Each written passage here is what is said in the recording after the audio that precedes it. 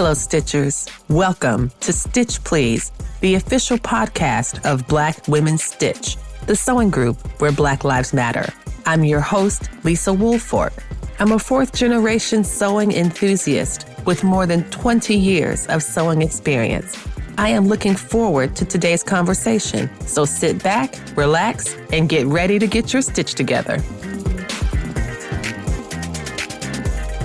Hey, friends. Hey, it's Lisa from Black Women Stitch and the Stitch Please podcast. And as I say every week, this is a very special episode because this episode, I am going to help you get your stitch together in the most fundamental way possible. And that is helping you decide which sewing machine you can use to start your sewing journey. Yes, this is a starter sewing machine episode. However, rather than talking about particular brands or companies, I'm going to talk about the features that a sewing machine needs in order to sustain your sewing moving forward. I think it's really important that we have a general and not brand specific conversation, because that way you are equipped with the information for the features you might look for in any sewing machine at any price point, new, old, vintage, one you got from your grandma. All of these questions, all of these elements that we're going to talk about, all of these features that we're going to discuss,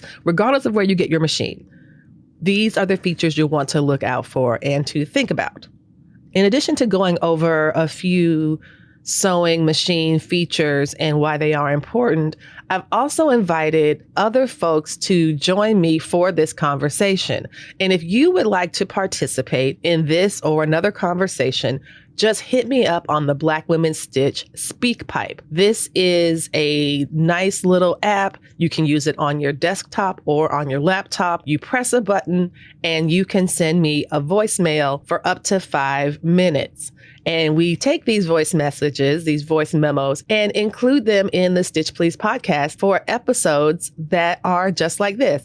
And I'm really excited about it because in the same way that I'm not talking about a particular brand or sewing machine company, I'm not the only one telling you what's important to look for in a sewing machine.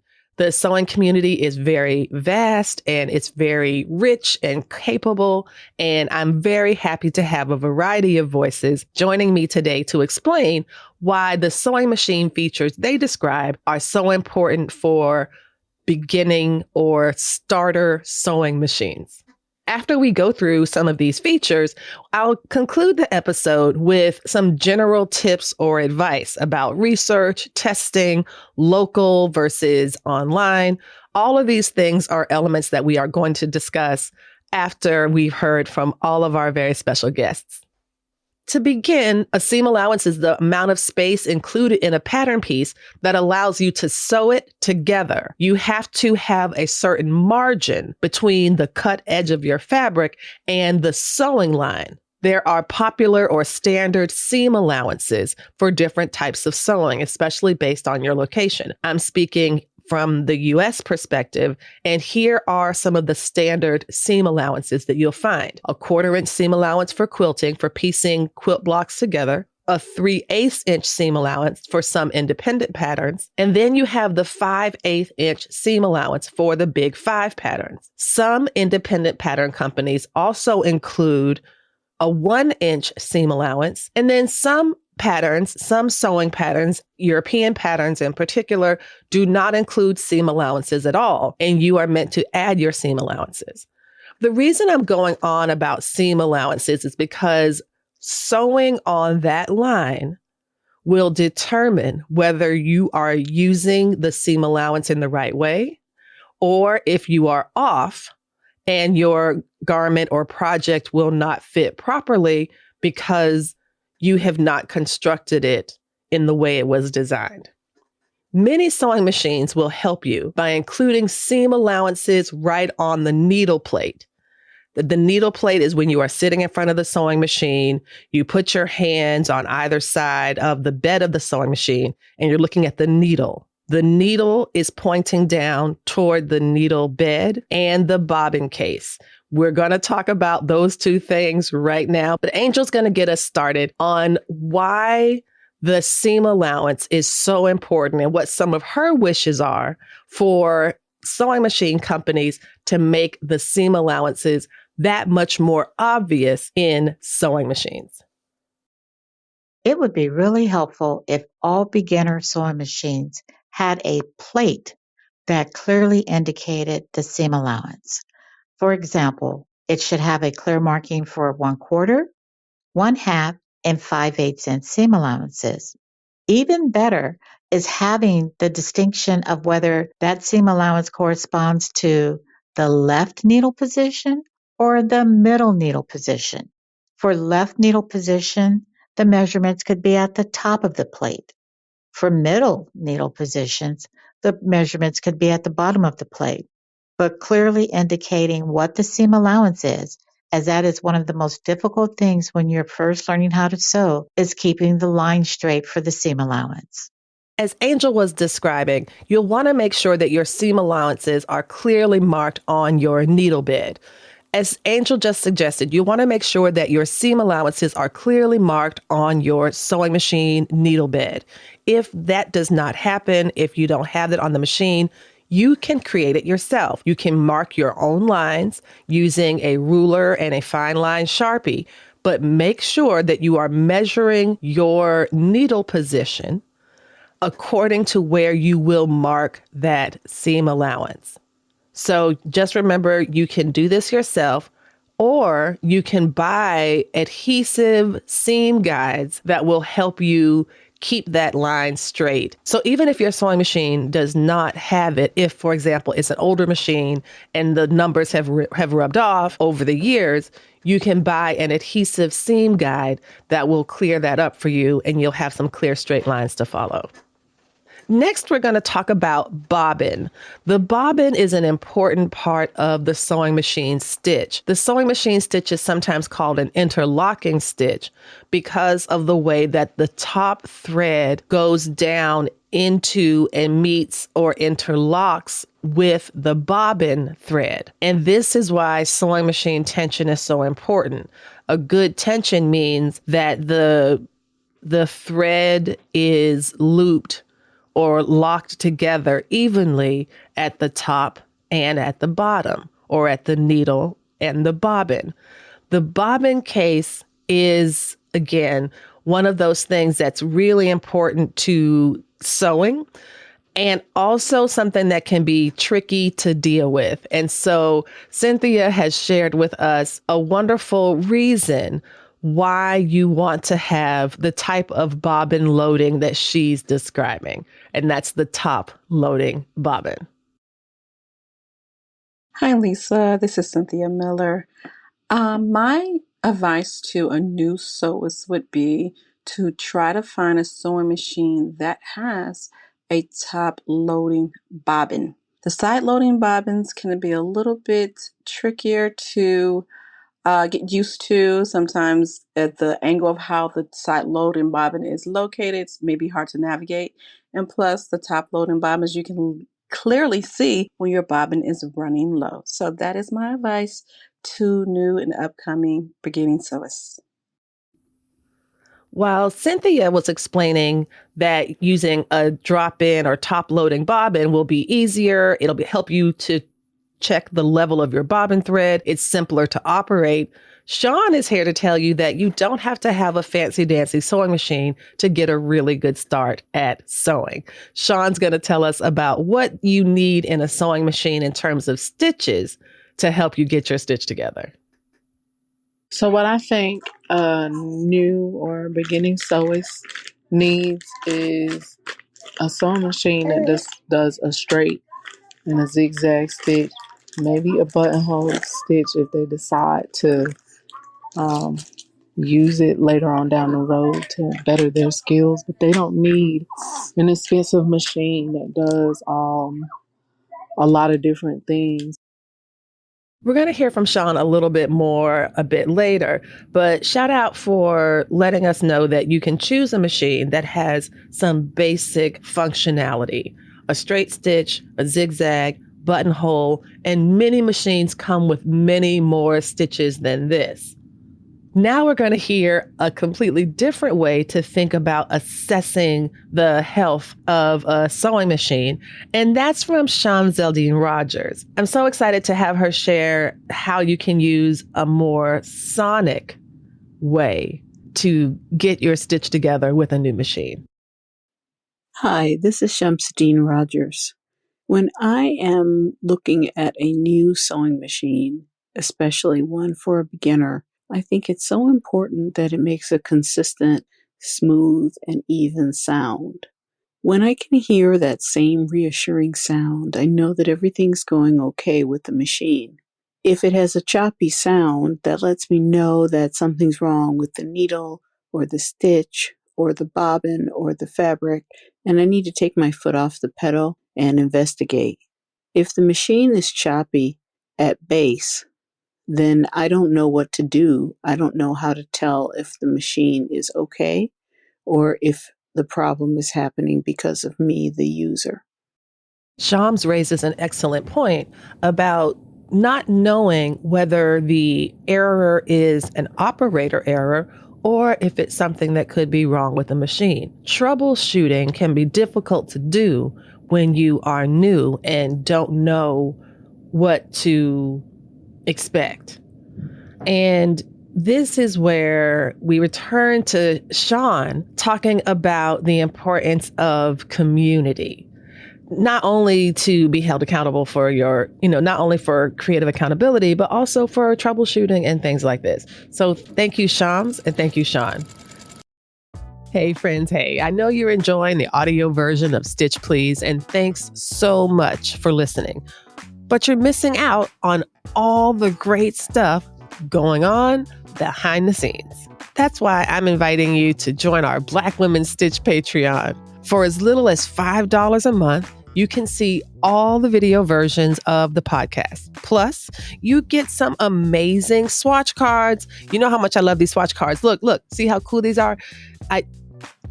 Oh wait, you can't see them because you are not yet on the Patreon. So when you join the Patreon, you'll be able to see this, me showing you these amazing cards. We also have some great perks at the other tiers, like discounts, swag, office hours, and more. Don't be the last sewist in the group now. Head over to patreon.com/blackwomenstitch or click the link in the show notes and become a Patreon supporter today. We truly cannot do this without you. So thank you so much. And now we'll hear from Sean on the importance of creative community. What also helps me is just having a community. Having a community as a sewist, a seamstress, a tailor, as long as you have some type of community, maybe some friends to hold you accountable to your projects and whatnot, that actually motivates you, because then you'll have someone to say, hey, look what I did, and they are in your corner cheering for you 100%. So the two things that I think that most beginning sewists need to have is just a basic sewing machine. It don't have to be $3,000. They can just get one that's like less than $100 or less than $200. And I think that they need some type of community or a support person, someone who's going to, at least all they have to do is just ask, hey, what'd you work on this week? Or how are you feeling? Is someone helping you, relax? Different stuff like that. All right, that's it. There's some wonderful creative communities out there that do exactly what Sean is describing. I am absolutely going to shout out the Black Women Stitch community and the Stitch Please podcast. And you can find us on Instagram, where this very question about starter sewing machines has been asked. And there are so many great comments. I could not include everything in this episode, but go back and check out that post. There are lots of tips and tricks right there in the comments. Similarly, shout out to Sorority and the Black Sewing Network. You can find those folks on social, and especially the Black Sewing Network is also active on TikTok, where they have tutorials regularly on TikTok, YouTube, and Instagram. Now, we're going to wrap up the section on machines with a general comment about what else you might want to look for in choosing a starter sewing machine. This comment comes to us from Australia, and I think Claire makes some really excellent points. Here she is. Hi Lisa, I'm Claire and I'm from Australia and I follow your channel, Black Women Stitch. I think a newbie needs a machine which takes generic supplies, bobbins, needles and feet, and has clear instructions on the types to buy. There's nothing more frustrating than starting out well and then having it all go wrong when you buy a new set of bobbins. I also think maybe that we need some instructions on the little tricks, things I've never seen anyone write down, but I see people's hands do in videos. Hold the thread ends under tension for the first stitch or two so it doesn't get sucked back up. Cut a new end for your thread before you try and thread the machine. And walk the machine using the hand wheel when approaching a corner or somewhere where you really want to make sure you get the stitches right. I want to take time now to talk about a few tips and tricks to help you in the selection process for choosing your starter sewing machine.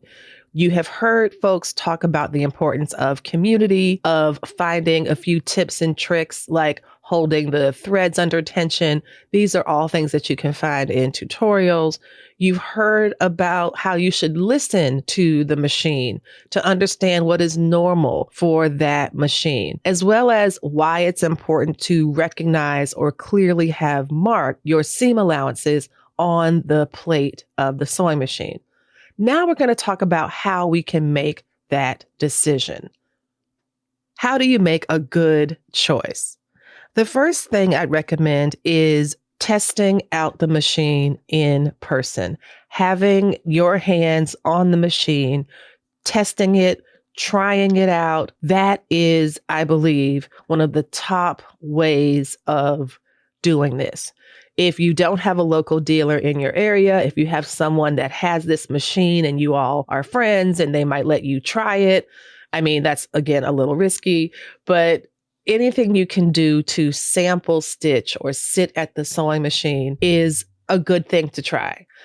This is something I am being more mindful of. In the past, I would have said, oh, go to a local dealer, go to a local dealer. I am someone, me, who likes to purchase my sewing machines in person from a local dealer.